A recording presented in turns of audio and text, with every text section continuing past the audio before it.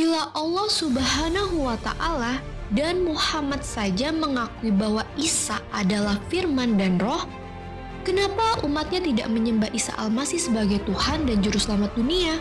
Jawabannya sangat mudah, sahabat. Karena kita belum sakit jiwa, sahabat. La ilaha illallah Muhammadun Rasulullah alaihi salatullah wa alihi wal ahibba. Bismillahirrahmanirrahim. Assalamualaikum warahmatullahi wabarakatuh. Alhamdulillahi rabbil alamin. Wassalatu wassalamu ala asyrafil anbiya'i wal mursalin wa ala alihi wa ashabi ajma'in, amma ba'd. Baik sahabat, alhamdulillah Allah masih mengizinkan kita untuk berjumpa kembali, sahabat. Tidak bosan-bosannya saya ingatkan kepada para sahabat untuk menonton video ini sampai dengan tuntas, sahabat. Karena saya khawatir terjadi kesalahpahaman di kalangan sahabat seandainya menonton sepenggal-penggal, sahabat. Baik sahabat, terus dukung channel dakwah ini dengan cara klik tombol subscribe, like, komen, dan share, sahabat. Dengan cara mensubscribe, sahabat sudah ambil bagian dalam membentengi umat dari pemurtadan. Baik sahabat, konten kita kali ini, sahabat, adalah untuk menjawab tuduhan atau penafsiran yang sangat cacat, yang sangat keliru dari konteks yang sebenarnya, sahabat, ketika yang ditafsirkan itu adalah Al-Quran menurut kehendak atau pemikiran bagi si, ya kita katakanlah ini orang yang non-muslim, sahabat. Jadi ada seseorang yang non-muslim mentafsirkan Al-Quran demi pembenaran bahwasanya Tuhan itu Yesus, sahabat. Na'udzubillah summa na'udzubillah. Padahal, sahabat, tidak pernah satu ayat pun Al-Quran itu mengatakan bahwasanya Isa ibnu Maryam adalah Tuhan. Itu tidak ada walau setengah ayat pun, sahabat. Jadi catat ya, Isa ibnu Maryam itu hanyalah seorang nabi dan rasul. Tidak ada dalam Al-Quran Isa ibnu Maryam itu adalah Tuhan. Baik sahabat, tidak perlu berlama-lama, sahabat. Langsung saja kita lihat videonya dan langsung kita akan menjawab tuduhan-tuduhan atau penafsiran yang sangat cacat ini, sahabat. Baik sahabat, ini dia videonya. Balik lagi bersama kami. Kali ini kami akan membahas tentang pernyataan Allah Subhanahu wa Ta'ala dan Muhammad Sallallahu Alaihi Wasallam bahwa Isa adalah firman dan roh Allah. Nah, tentunya skrip ini ditulis oleh Kultum. Mau tahu? Yuk.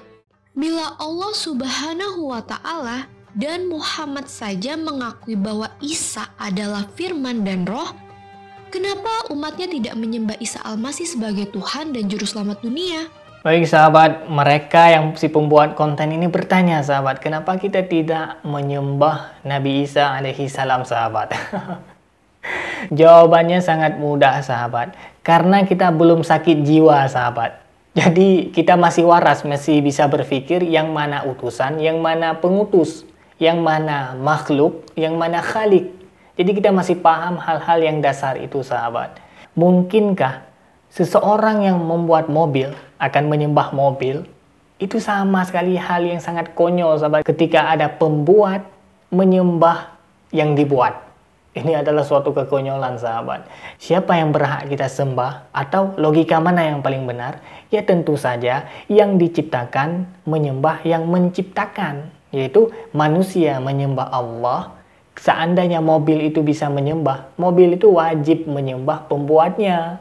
Tapi mobil itu tidak bernyawa, sahabat. Itu hanya analogi, sahabat. Jadi supaya orang-orang yang pendek antenanya itu supaya paham, sahabat. Jadi tidak mungkin, sahabat, sesama makhluk menyembah makhluk.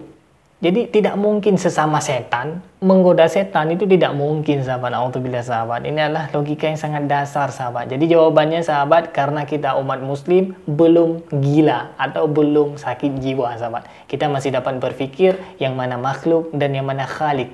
Khalik adalah Allah Subhanahu wa Ta'ala, sang pencipta, dan kita adalah makhluk yang diciptakan. Jadi intinya kita menyembah sang pencipta yang menciptakan kita. Itu yang kita sembah, sahabat. Baik sahabat, kita lanjutkan. Isa ibnu Maryam adalah firman dan roh Allah. Pernyataan Allah Subhanahu wa Ta'ala terdapat di kisah surat Ali Imran ayatnya yang ke-45.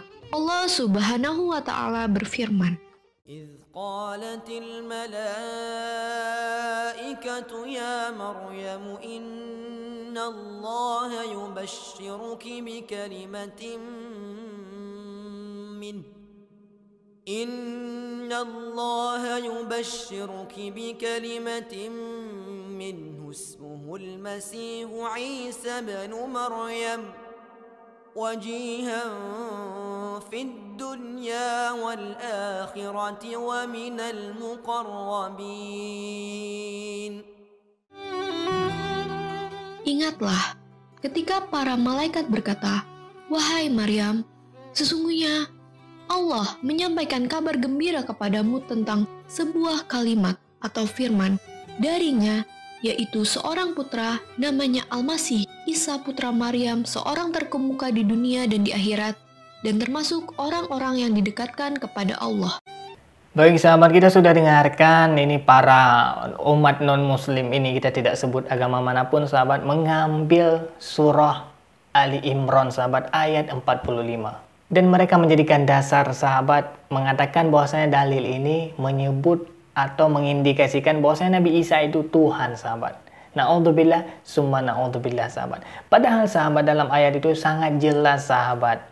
Jadi menurut tafsir Jalalain, Nabi Isa itu memang penciptaannya berbeda untuk menunjukkan kekuasaan Allah sahabat. Jadi Allah maha mampu menciptakan Nabi Adam. Tidak punya ibu, tidak punya bapak. Maha mampu, itu kita supaya kita yakin. Kemudian sahabat, ada yang diciptakan hanya dari seorang laki-laki, tidak punya ibu, yaitu Siti Hawa sahabat. Siti Hawa diciptakan dari tulang rusuk Nabi Adam alaihissalam. Allah maha mampu. Jadi Allah mau melengkapkan yang tadi tidak ada ibu, tidak ada ayah, sudah diciptakan Nabi Adam. Tidak ada ibu, ada ayah atau seorang laki-laki, yaitu Siti Hawa. Dan sekarang Allah ingin melengkapkan, tidak ada ayah tapi ada ibu, yaitu Nabi Isa alaihissalam. Baik sahabat, jadi penciptaan Allah ini sangat sempurna, dan penciptaan yang paling normal itu ya seperti kita, seperti Anda, seperti saya, ada ibu dan ada ayah. Tapi seandainya orang bertanya, apakah mungkin Allah menciptakan tidak ada ibu, tidak ada ayah? Mungkin. Nabi Adam buktinya. Apakah mungkin Allah menciptakan tidak ada ibu tapi ada seorang laki-laki atau seorang ayah? Mungkin. Siti Hawa. Apakah mungkin Allah menciptakan tidak ada ayah tapi hanya ada seorang ibu? Mungkin. Nabi Isa alaihissalam sahabat. Jadi ini adalah untuk menunjukkan kekuasaan Allah. Allah itu maha mampu menciptakan segala sesuatu. Kemudian para non-muslim ini, orang-orang non-muslim mengatakan bahwasanya Nabi Isa itu waminal muqarrabin, orang-orang yang didekatkan kepada Allah Subhanahu wa taala. Perlu diketahui menurut tafsir Quraisy Shihab, yaitu tafsir Al-Misbah sahabat. Profesor Quraisy Shihab mentafsirkan bahwasanya waminal muqarrabin ini adalah nabi-nabi yang termasuk dalam kategori nabi ulul azmi. Jadi sahabat, Nabi yang masuk dalam kategori ulul azmi itu ada 5 orang. Yang pertama Nabi Nuh, Nabi Ibrahim, Nabi Musa, Nabi Isa, dan Nabi Muhammad SAW. Jadi kelima Nabi ini waminal muqarrabin juga sahabat. Nabi yang memang sangat dekat kepada Allah.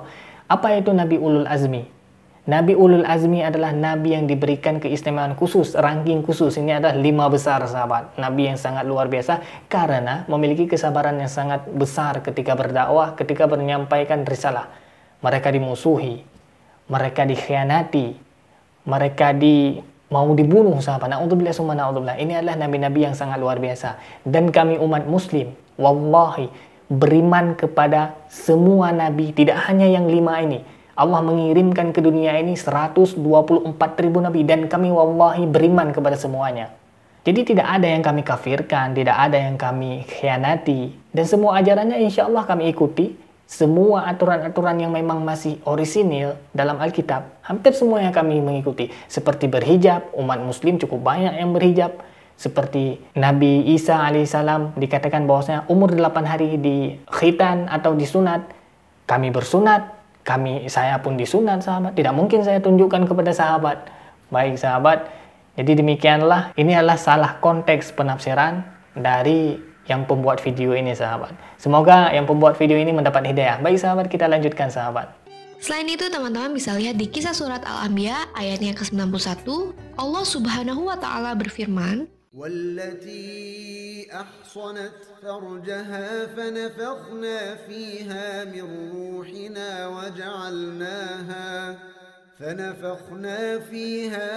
روحنا وجعلناها وابنها آية للعالمين. Dan ingatlah kisah Maryam yang memelihara kehormatannya, lalu kami tiupkan ruh dari kami ke dalam tubuhnya. kami jadikan dia dan anaknya sebagai tanda kebesaran Allah bagi seluruh alam. Baik sahabat, kita sudah mendengarkan. Kemudian si non-muslim ini mengambil dan mengutip surah Al-Anbiya ayat 91 sahabat. Jadi dikatakan bahwasanya itu adalah dalil untuk menuhankan Nabi Isa alaihissalam. Na'udzubillah summa na'udzubillah. Dan ini sama persis sahabat seperti yang saya jelaskan sahabat. Bahwasanya surah Al-Anbiya ayat 91 ini menerangkan bahwasanya itulah bukti kekuasaan Allah. Nabi Isa diciptakan tanpa seorang ayah, tapi hanya memiliki seorang ibu. Itulah Allah itu maha mampu sahabat, seperti yang tadi saya jelaskan sahabat. Dan ini hampir sama persis ini. Kemudian mereka berdalih, ditiupkan roh sahabat. Roh ini sahabat adalah kehidupan, nafas bisa diartikan sahabat. Saya memiliki roh, yang tiupkan malaikat juga sahabat. Jadi ketika janin itu berumur sekitar 4 bulan, 3 bulan, 4 bulan lah kalau saya tidak salah ingat. Jadi ditiupkan roh sahabat. Walaupun ada ibu, ada seorang ayah, si anak ini tetap harus ditiupkan roh supaya dia ada kehidupan. Bagi yang tidak ditiupkan roh, maka dia tidak ada kehidupan sahabat. Jadi mereka salah memaknai sahabat pengertian ditiupkan roh kepada Siti Maryam. Mereka berpikir itu adalah roh Tuhan. Bukan sahabat, itulah penciptaan. Allah maha mampu menciptakan roh yang tidak tampak sahabat. Tidak ada seorang manusia pun yang dapat menciptakan roh sahabat di dunia ini sahabat. Saya berani berkata tidak akan mungkin sekarang dan sampai di masa yang akan datang tidak akan mungkin manusia dapat menciptakan roh. Baik sahabat, kita lanjutkan sahabat. Teman-teman juga bisa membaca di kisah surat An-Nisa ayat yang 171. Allah Subhanahu wa taala berfirman, "Wahai ahli kitab, janganlah kamu melampaui batas dalam agamamu, dan janganlah kamu mengatakan terhadap Allah kecuali yang benar. Sungguh, Al-Masih Isa putra Maryam itu adalah utusan Allah dan yang diciptakan dengan kalimatnya yang disampaikannya kepada Maryam dan dengan tiupan roh darinya." Baik sahabat, ini tidak jauh bedanya dari ayat-ayat yang mereka kutip dan mereka tafsirkan sendiri sahabat, menurut hawa nafsu dan pemikiran yang sangat konyol mereka sahabat. Jadi sahabat, ayat ini menjelaskan bahwasanya janganlah ahli kitab itu melampaui batas dengan mengangkat para nabi menjadi Tuhan. Maksudnya sahabat, siapa yang mengangkat para nabi menjadi Tuhan? Yaitu umat Yahudi dan umat Nasrani sahabat. Umat Nasrani sekarang dikenal dengan para Kristiani sahabat, orang-orang Kristen. Itu berdasarkan tafsir Jalalain dan tafsir Al-Misbah karangan Profesor Quraish Shihab yang saya kutip sahabat.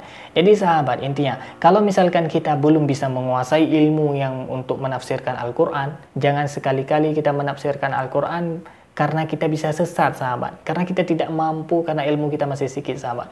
Ilmu yang dibutuhkan untuk menafsirkan Al-Quran itu ada ilmu balaghatul Quran, ilmu nahu, ilmu sorof, ilmu lughatul arabiyah, ilmu asbabun nuzul, kemudian hadis. Kita harus menghafal ratusan bahkan ribuan hadis sahabat. Kemudian kita harus ngerti tata bahasa Arab, kita harus ngerti syair, yaitu syair Arab. Kita harus ngerti semuanya sahabat, baru bisa kita mentafsirkan Al-Quran. Tapi ini ada orang lahirnya kemarin, kemudian dia kuliah bukan jurusan Al-Quran, kemudian dia tidak ngerti ilmu-ilmu untuk menafsirkan Al-Quran, langsung cus menafsirkan Al-Quran. Itu adalah kesesatan dari setan sahabat. Jadi bagaimana juga yang betul sahabat, yang betul seandainya kita tidak mampu menguasai ilmu-ilmu yang tadi saya sebutkan, kita harus merujuk kepada mufasir-mufasir yang memang sudah terpercaya, seperti tafsir Jalalain, seperti tafsir Al-Misbah karangan Quraish Shihab, seperti tafsir Muyassar, seperti tafsir Munawwarah karangan Saudi, seperti tafsir Kemenak. Jadi masih banyak tafsir-tafsir yang memang orang itu berotentik, memiliki ilmu yang pasti untuk menafsirkan. Jadi lebih terpercaya sahabat. Seandainya kita tidak merujuk kepada para mufasir, sangat besar kemungkinan kita untuk tergelincir ke dalam jurang kesesatan.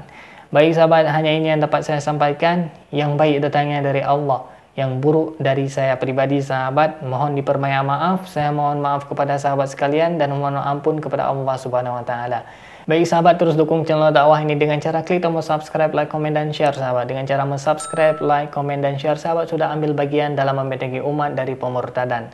Baik sahabat, hadanallah wa iyyakum ajmain. Akhirul kalam, wassalamualaikum warahmatullahi wabarakatuh.